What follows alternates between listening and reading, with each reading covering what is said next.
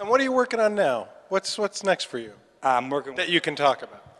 I'm working with Paul O'Neill in the Trans-Siberian Orchestra, which is you mentioned that. a heavy metal or a progressive rock or symphonic rock or whatever you want to call it. They do a Christmas tour. Yeah, sure, yeah. And I've been doing all their art for the last 4 years for them. Oh. And that's an interesting story, too. You know.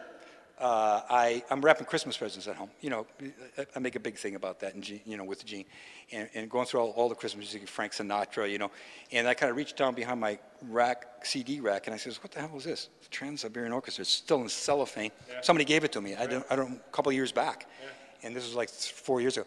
So I put it on, and I'm rapping. I says, well, this is not regular Christmas music, so it's incredible. It's, and so I take it to my studio, and I was sharing a studio with, then my brother was alive, and a friend, another painter, and he says, oh, I heard of them. A buddy sees them, so he calls his buddy. His buddy says, oh, you got to hear Beethoven's Last Night, a rock opera on Beethoven, on disc, not performed yet.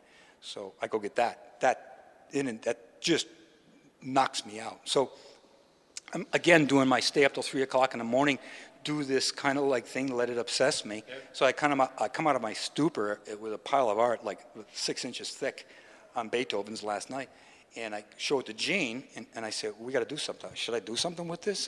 I don't know. And she says, well, call him. I said, no, you call him. You're the one that calls. No, this is a fanboy thing. You call him. So she gets the number. I call. It's a recording studio in New York.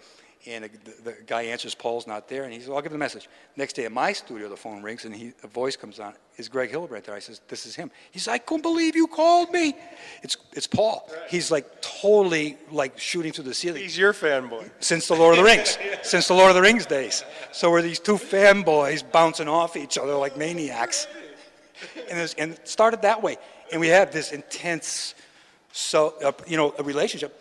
And so I've done all their art for their tour stuff, all their T-shirt stuff, all their posters and stuff. And also I'm working on a graphic novel with him this year, and it's non-musical related.